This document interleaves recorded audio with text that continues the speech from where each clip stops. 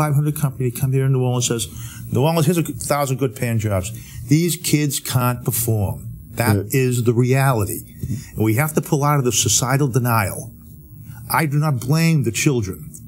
I blame the select failures of social institutions that have created what is tantamount is to a sociopathic existence where you just cannot function because they don't know how to function.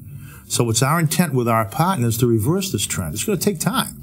Now, the shortcomings which you have just pretty much described, they're not unique to New Orleans, are they? No. But are we generally worse than other cities? No. No, I think there's a national fascination about New Orleans, the mystique and, you know, the les bon temps roulés type attitude. And I'll give you an example. I'm at the FBI Academy of Quantico, Virginia. There is a county that butts up on the northeast side of D.C. called, not Montgomery, well, there's a county up there. There were 6 murders in that county. And there were a double murder here in New Orleans. And you know what story made the Washington Post? The double murder in New Orleans. Prince George's County was the one up in Virginia. And so, like I say, there's a fascination. But I don't think we're any worse off. We're a little bit more active. And I've always used this argument that we're one of the most corrupt states in the country. I say, hey, corruption's all over this country. We just need a lot more corruption because we're a lot more aware of it. We want to get rid of it. A lot of stuff goes around. There's a saying that in Louisiana, politics is a form of entertainment. You know, I mean, it's unfortunate because eventually all you're doing is stealing from the people. Of course. For the longest time, people just, if it didn't directly impact me, therefore it didn't impact me at all. And when you say wrong. stealing from the people, that doesn't necessarily mean stealing money. It's stealing opportunity and the future. and other things. Yes. Yeah, you hit the nail on the head. Exactly now, right. I'm assuming that in your first year you were able to at least work with a certain number of the young people, but there's a vast audience out there that you need to get to. Oh yeah. How do you plan to make this a broader initiative? Well, we have just expanded. We're setting it up sort of like the FBI from a mechanical standpoint. We're going to have one central hub, like headquarters city. That's in New Orleans on Poydras Street. And then we're hitting 5 parishes right now, but we're doing it from a central location, and it's a little bit inefficient. So we established our first satellite office in St. Bernard. That's up and running now. We get some programs in there. And it's designed for them to be self-sufficient relative to fundraising. St. Bernard is for St. Bernard. Yes. And then in November, we're going to hopefully, it's a tough economy now, but hopefully we're going to enter into St. Tammany, then into JP, then into Plaquemines. But that doesn't mean we don't have programs in place already. Since our metrics began about, we're about a year old, but we did some things before that with full knowledge that possibly these people wouldn't be able to write them off. We told them that in their taxes. The metrics we just came in, we have our annual thank you dinner, May 18th. We've touched over 15,000 kids so far. 15,000. 15,000. And around this entire region? 5 parishes. And can I assume that a large portion of that was Orleans Parish? You certainly can assume that. Now, I'd like to know what sort of staff does your organization have? I have on contract retired FBI because we have to be clean, and we are clean. And I have a massive staff full-time of 5. I went from 400 in the FBI to 5 in this. So that's why we partner with area universities. The requirements for graduation to have so many hours of community service donated.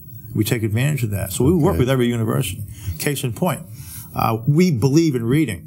And in the slow, hot summertime is when we push the reading because during the regular school year, you would hope reading is already being done. But during the summertime, what are they doing? And so we, last year, 2 kids from Loyola, that's how a lot of this stuff starts, came into the office and said, we'd like to do a summer reading program.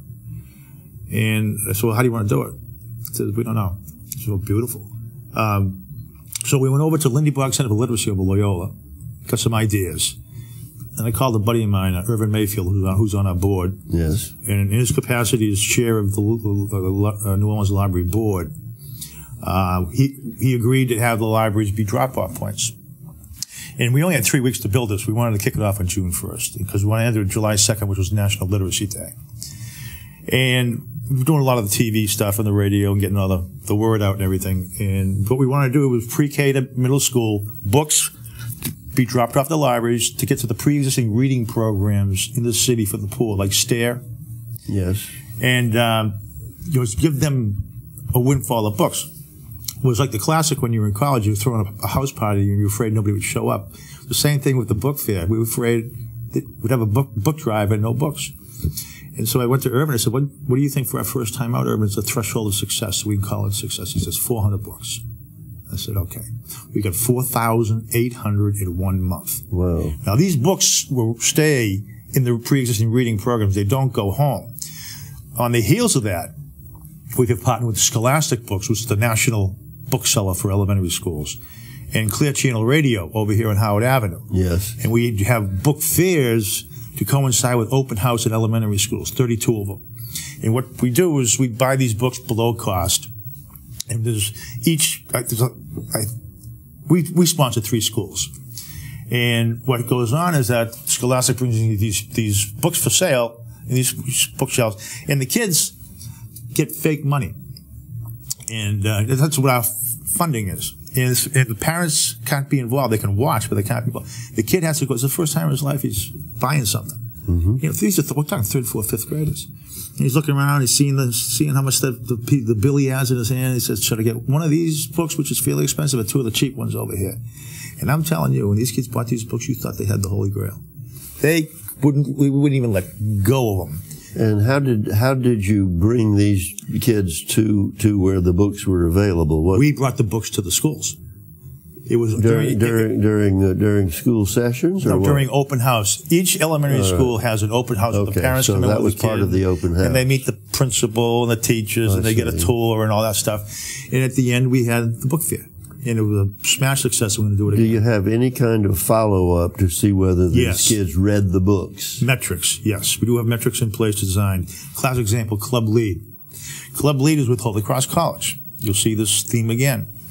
3rd, 4th, and 5th graders. We're only in 3 elementary schools now because we want to walk before we run.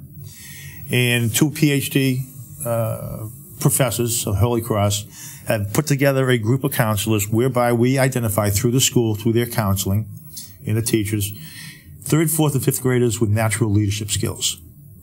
Now, that doesn't mean that this kid who has a natural leadership skill doesn't become a gangbanger when he grows up. But the fact of the matter is, they've been identified during their age of innocence, pretty young. These guys go in, they mentor them as role models. Now, when you talk about metrics, follow up to see how you did. We use a metric system from Princeton and Harvard. And what we did was we established a baseline on day 1. And the 2 metrics we were using was academic performance and level of behavioral problems. And we had that beginning point. We just had our first metrics come in for all 3 schools. This is on average. Academic performance went up a little bit. To tell you the truth, it kind of caught us off guard. Behavioral problems, the instances of negative behavioral problems dropped 270%. Now, you might think this was a brilliant thing that we came up with here. We didn't. We borrowed this idea from Atlanta, where it works. I don't understand 270%. 100% would be, it would all be gone, wouldn't it? What's that? Explain to me how it drops 270%. In my mind, if it dropped 100%, there would be no more behavioral problems. It's just something I don't understand. Yeah, make a very good point there. I can't answer that question. But you're saying so there's it was precipitous. Good, all right. Precipitous. Maybe it was 72%. Anyways, it was a precipitous problem. But you're saying as a result of these kids getting books and presumably reading them, their behavioral problems were reduced significantly. Well, these are 2 different groups of kids. All right. Now, who are these kids whose behavior was altered?